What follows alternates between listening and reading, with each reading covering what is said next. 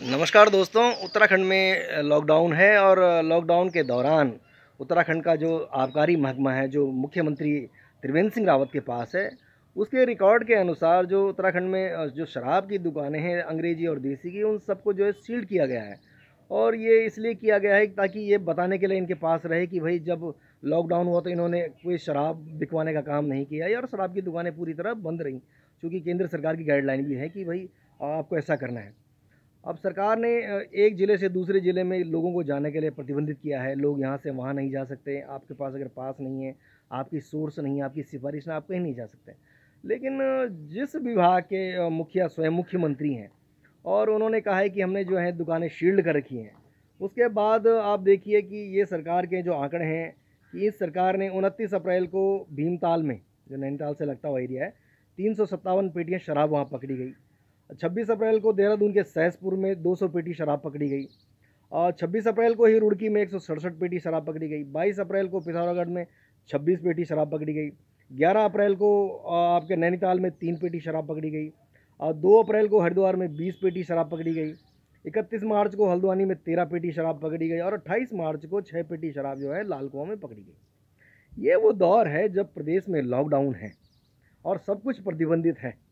तो जब सब कुछ प्रतिबंधित है, एक ज़िले से दूसरे ज़िले आप जा नहीं सकते हैं। आपकी गाड़ियों की जो आपके शासन प्रशासन के लोग हैं, जो पुलिस के लोग हैं, जो तमाम लोग चेकिंग कर रहे हैं। आपकी गाड़ी में सब्जी है या तेल है या मिर्च है, मसाला, एक एक चीज़ की चेकिंग हो रही है। तो जब आप ये सब चेक कर रहे हो तो भैया आप ये बताओ कि ये हज़ारों हज़ारों लाखों लाख रुपए की शराब ये कैसे जगह जगह बन रही है? या आखिर ऐसा कैसा चमत्कार हो रहा है? ये वो गंभीर सवाल हैं जो ये बताते हैं कि अगर ये सब कुछ सील्ड हैं और आपने जब 600-700 दुकानें सील्ड करी हुई हैं, तो आपने जिस दिन लॉकडाउन किया उस दिन भी आपने बताया होगा कि भाई आज की तारीख, चूँकि उस दिन पर डे का स्टेटस बताना पड़ता है कि आपने आज इसमें इतना था और इतना स्टॉक बैलेंस है, कि वो कौन सा ब्रांड है, कितना है, छोटा है, बड़ा, हर चीज़ का वो बताना पड़ता है।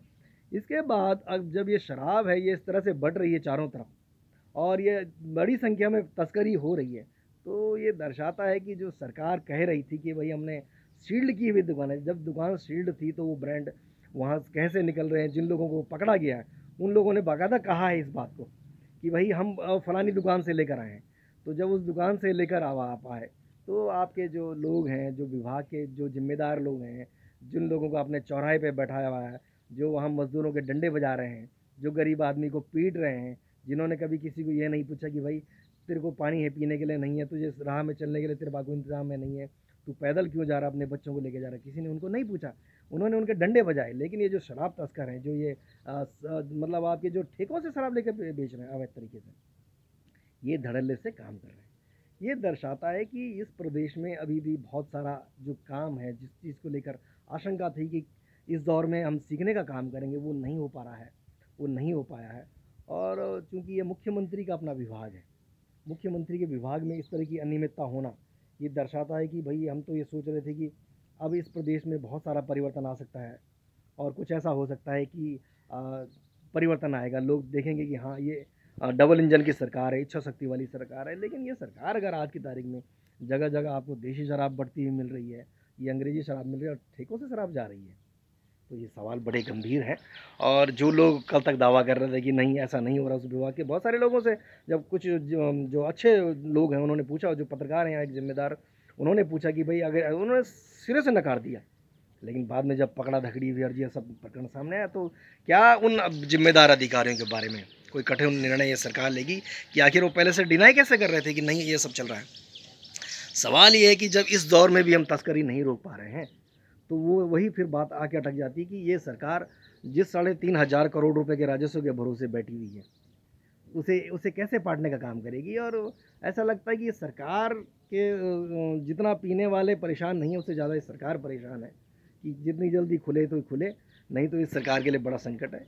इस गंभीर प्रकरण पर आज भले अब बड़े लीपापोती वाली जांच की बात आ रही हो या कह रहे हो कि हम कोई एक्शन लेंगे, लेकिन ये बड़ा गंभीर सवाल है कि आखिरकार उस सरकार की नाक के नीचे जहाँ की आज चाक चौबंद व्यवस्था होने की बात करी, ये सब चल कैसे रहा है?